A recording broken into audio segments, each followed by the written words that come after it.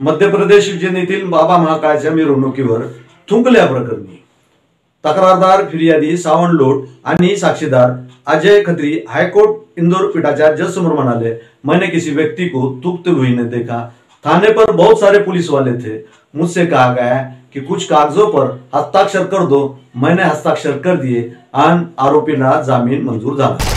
ढोल ताशा वाजवत नुकताच अल्पवयीन झालेल्या आरोपीच्या वडिलांच्या घरावर, अशरफ हुसेन मंसूरी यांच्या घरावर बुलडोजर चालवला गेला।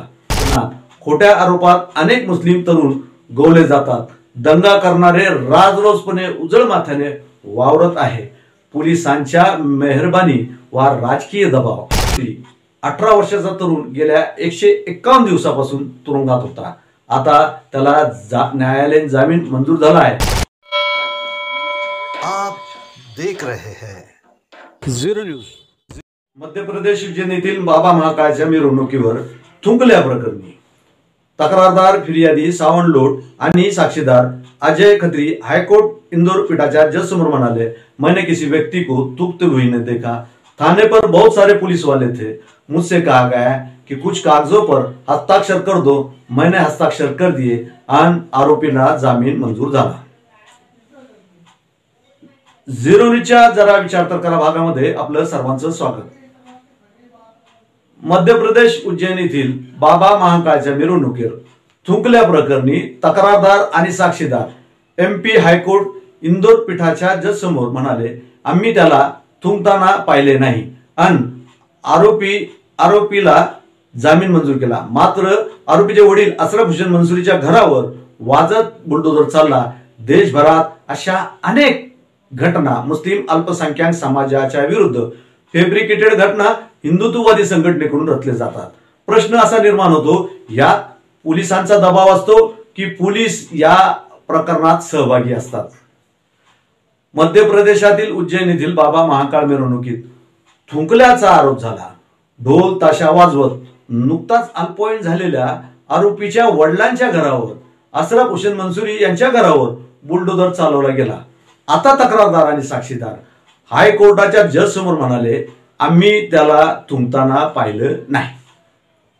तक्रारदार आणि साक्षीदार पोलिसांच्या दबावाखाली निवेदनावर साक्षी केल्याचे कोर्टासमोर कबुली देतात, तेव्हा अशा अनेक घटनाक्रमाची क्रोनॉलॉजी डोळ्यासमोर फिरतात आणि मुसलमान अत्याचारित पीडित खोट्या गुन्ह्यात मारहाणीत कधी जीवानिशी जातो तर कधी गंभीर जखमी होतो, यातून वाचला तर खोट्या गुन्ह्यात गोवला जातो। महाराष्ट्रातील अहमदनगर, कोल्हापूर, सोलापूर, सातारा येथे खोट्या सोशल मीडिया पोस्टच्या बळी तरुण जातो। अद्यापपर्यंत पोलिसांच्या हाती आरोपी लागेना। खोट्या आरोपात अनेक मुस्लिम तरुण गोवले जातात। दंगा करणारे राजरोसपणे उजळ माथ्याने वावरत आहे। पोलिसांच्या मेहरबानी व राजकीय दबाव। 16 वर्षीय अदनान मंसूरी याच्या उज्जैन मधील महाकाळ मिरवणुकीत थुंकल्या प्रकरणी आरोप आहे। 5 महिने तुरुंगात काढलेल्या त्याच्या बापाच्या घरावर बुलडोजर फिरवला गेला। आता तक्रारदार आणि साक्षीदार दोघेही न्यायालयात थुंकण्याची घटना पाहिली असल्याचे म्हणत मुकरतात आणि पोलिसांच्या दबावाखाली निवेदनावर स्वाक्षरी केली असेही म्हणतात। संपूर्ण प्रकरण जाणून घ्या। 151 दिवस तुरुंगात, घरावर बुलडोजर आणि आता कोर्टात साक्षीदार पलटले। अदनान मंसूरी 18 वर्षाचा तरुण गेल्या 151 दिवसापासून तुरुंगात होता। आता त्याला न्यायालयीन जामीन मंजूर झाला आहे। ज्या खटल्याच्या आधारे त्याला तुरुंगात पाठवण्यात आले होते त्या प्रकरणातील तक्रारदार आणि साक्षीदार दोघेही न्यायालयात पलटले। पोलिसांच्या दबावाखाली निवेदनावर स्वाक्षरी केल्याचेही सांगितले, पण अटक जामीन यात 5 महिने उलटले। याशिवाय त्याला शिक्षाही झाली। पुन्हा सिद्ध होण्यापूर्वी ढोल वाजवत घरावर बुलडोजर फिरवला गेला।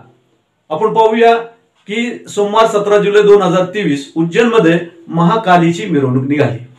टँकी चौकाजवळ मिरवणूक जात असताना मुस्लिम समाजातील 3 मुलं त्यांच्यावर थुंकल्याचा आरोप करण्यात आला। या आरोपाची पुष्टी करण्यासाठी एक व्हिडिओ देखील सादर करण्यात आला। यामध्ये काही मुस्लिम तरुण पाण्याच्या बाटल्या घेऊन टेरेसवर दिसत आहेत, तथापि कोणत्याही व्हिडिओमध्ये थुंकण्याचे दृश्य दिसत नसते। अशा गोष्टी लवकर पसरत असल्याने हे देखील पसरले, जोरदार गदारोळ आंदोलन झाली, निदर्शने झाली आणि सगळे सावंतलोट नावाच्या व्यक्तीने FIR दाखल केला। उज्जैनचा सारा कुहान पोलीस ठाण्याच्या पोलिसांनी 3 मुस्लिम तरुणांना ताब्यात घेतले। अटक करण्यात आलेल्या मुलांपैकी 2 अल्पवयीन आहेत, तिसरा नुकताच प्रौढ झाला होता। पोलिसांनी 295A, 153A, 296 आणि 505 म्हणजे धार्मिक भावना दुखवणे आणि दंगली भडकवण्याचा प्रयत्न करणे यासारखे IPC कलमे लावली। पोलिसांच्या चौकशीत या मुलांनी फक्त पाणी पित असल्याचे स्पष्ट केले होते, तथापि 2 अल्पवयीन मुलांना बाल सुधारगृहात पाठवण्यात आले आणि तिसरा अदनान मंसूरी याला न्यायालयीन कोठडीत पाठवण्यात आले। म्हणजे त्याची न्यायालयीन कोठडीत रवानगी झाली। कथा इथे संपली नाही, आपण पुढे पाहूया। या घटनेचा 2 दिवसानंतर 19 जुलै 2023 रोजी आणखी एक घटना घडली। पोलीस प्रशासन आणि उज्जैन महानगरपालिका अदनान मंसूरीचे वडील यांच्या घरावर म्हणजे अशरफ मंसूरी यांच्या घरावर वाद्यासह अवैध बांधकामाचे प्रकरण असल्याचे सांगण्यात आले। असे नाही तर ढोल वाजवण्यात काय अर्थ आहे? बुलडोझरने आपले काम केले। घर आणि घराच्या खाली बांधलेले छोटे प्रोव्हिजन स्टोर, किराणा दुकान पाडण्यात आले। याचे व्हिडिओ टीव्हीवर मोठ्या प्रमाणात प्रसारित करण्यात आले, सोशल मीडियावर व्हायरल झाले। यापुढे आपण बघूया की आता 16 जानेवारी 2024 मध्ये मध्य प्रदेश उच्च न्यायालयाच्या इंदूर खंडपीठाने या प्रकरणी अदनान मंसूरीला जामीन मंजूर केला, कारण मुख्य तक्रारदार सावंतलोट आणि मिरवणूक तुकल्यासारखी कोणतीही कृती पाहिली नसल्याचे न्यायालयात सांगितले। पोलिसांच्या दबावाखाली निवेदनावर स्वाक्षरी केल्याचेही त्यांनी स्पष्ट केले। अदनानला जामीन देण्याच्या न्यायालयाच्या आदेशात फिर्यादी सावंतलोट ट्रायल कोर्टात त्याच्या वक्तव्यावरून उलटला आणि एवढेच नाही तर या प्रकरणी साक्षीदार असलेल्या अजय खत्री नावाच्या तरुणांनी हेच केले। दोघेही कोर्टात आपल्या म्हणण्यानुसार पलटले। दोघांनीही न्यायालयाला सांगितले की त्यांनी आरोपीला मिरवणुकीत थुंकताना पाहिलेलं नाही किंवा आरोपीला ओळखलेले नाही। दोघांनीही पोलिसांच्या सांगण्यावरून आपल्या स्टेटमेंटवर स्वाक्षरी केल्याचे लेखी निवेदन कोर्टात दिले, तर FIR च्या बयानाशी जुळत नाही। दोघांनी विरोध केल्यावर न्यायमूर्ती अनिल शर्मा यांनी अदनान मंसूरीला जामीन मंजूर केला। अदनान मंसूरीच्या वकिलाने सांगितले होते की पोलीस न्यायालयात कोणताही भक्कम व्हिडिओ पुरावा सादर करू शकले नाही। सादर केलेल्या व्हिडिओमध्ये एक अल्पवयीन मुलगा टेरेसवर हातात पाण्याची बाटली धरलेला दिसत आहे।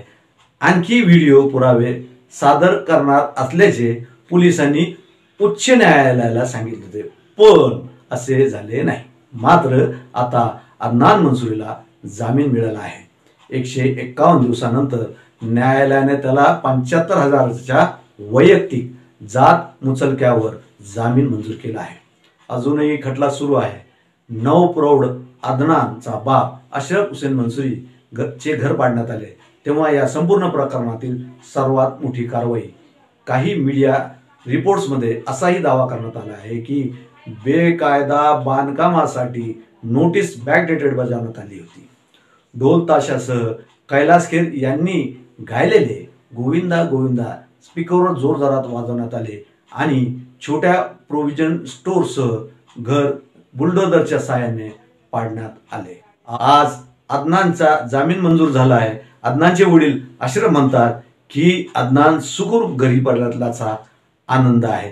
हीच परिस्थिती तुमची, आमची आणि सर्वांची आहे। आपण पाहत आहोत, परंतु आपण सगळे गप्प आहे। आज त्याची बाळी, उद्या आमची असू शकते।